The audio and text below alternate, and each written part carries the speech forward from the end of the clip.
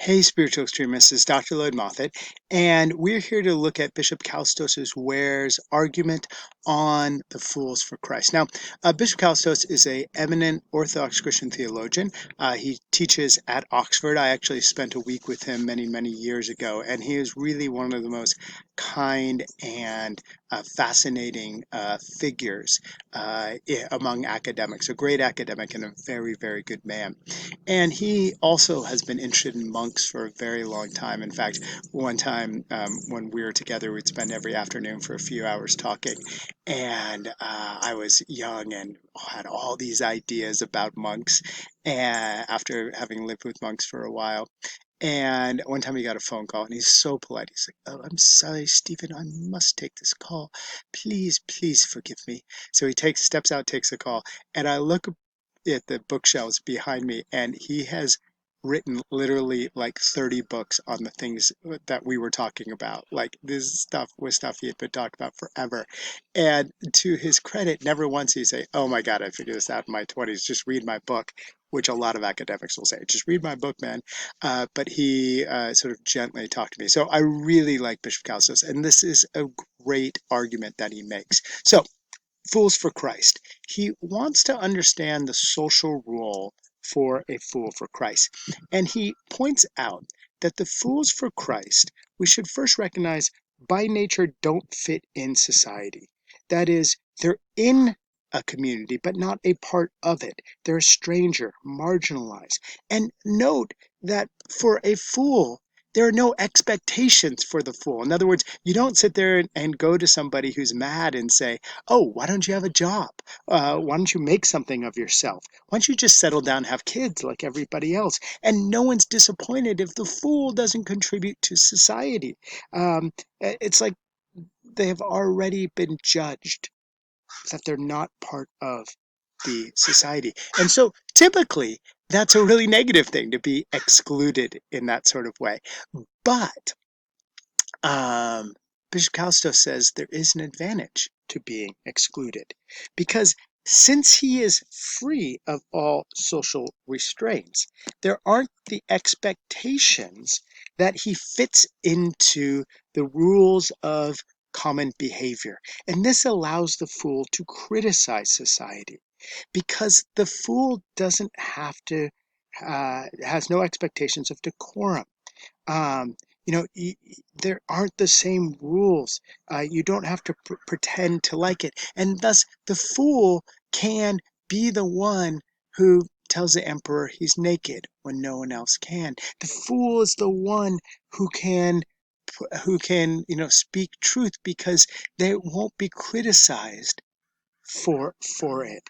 Um, the expectations on the fool is that you don't have to fit in, and thus you're free to say the things that no one else will say, but other people are thinking of this. You can say it without being judged. Listen to what Bishop Kallestos writes. The fool acts as the living conscience of the community. He is a mirror, showing people their true face, making the implicit explicit, causing the unconscious to rise to the surface. He is a catalyzer. Remaining himself detached, he releases reactions in others. And in this sense, I feel like what Bishop Kallestos is trying to say is the fool becomes like a little kid because little kids are given like so much leeway. I remember one time my mom got up from the couch and we were all on the couch, and Finn was just like 3 or 4 years old, and he calls my mom Yaya, which means grandmother in Greek. And he looks up, he goes, "Yaya, you have the biggest bum in the world."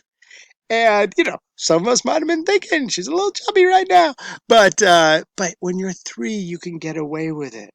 Um, it's like a friend of mine who is a minister.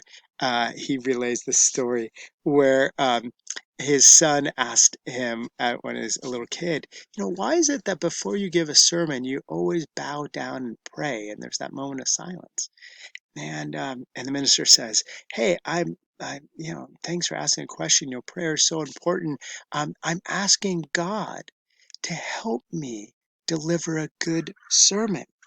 And the kid looks up and goes, "So why doesn't it work?" See, a kid can get away with that sort of thing. Or another one, um, the one time there was a dinner party. I was told this story, and this little kid is at the table, the youngest kid, and they've got these three families together, and and they say to the little kid, "Will you offer a blessing at the beginning of the meal?" And the kid says, "Okay, but I don't know what to say." And one of the guests says, "Just say what your mommy and daddy say, during this time." And he says, "Okay." He bows his head and said, "Dear God, why did I invite these people to dinner?" See, you can get away with stuff when you're a little kid. And I think that's what Bishop Kallestos is trying to say. He's trying to say that the fool is free of expectations and thus is the freedom to criticize a society in a way that other people don't. And the fool then tends to be the voice of those criticizing legalism. He calls into question all the sort of rigid rules that tend to come with religion. And thus, there's always a sort of place for the fool to criticize in society. It might be said that the fool has a sort of permanent liminality. That is, liminality means you're not in one camp or not another. You're somewhere in between. And in that position, the fool is free to criticize both sides. And you see this biblically a lot, especially among the prophets of the Hebrew Bible. You see Isaiah going about barefoot and naked. You see Jeremiah wearing a yoke of a beast of burden. You see Ezekiel bake bread on human excrement. Hosea married a prostitute.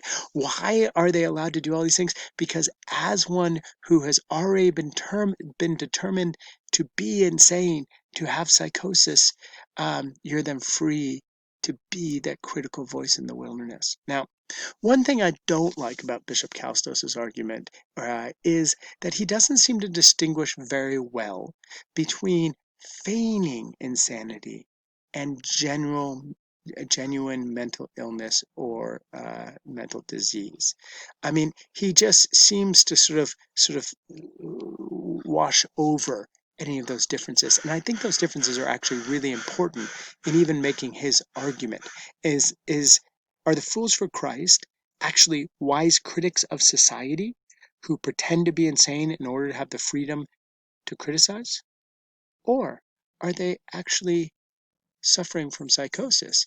And what Bishop Kallestos is doing is trying to see how that psychosis has manifested itself in ways that are positive in society in the past. So I wish Bishop Kallestos would make that distinction.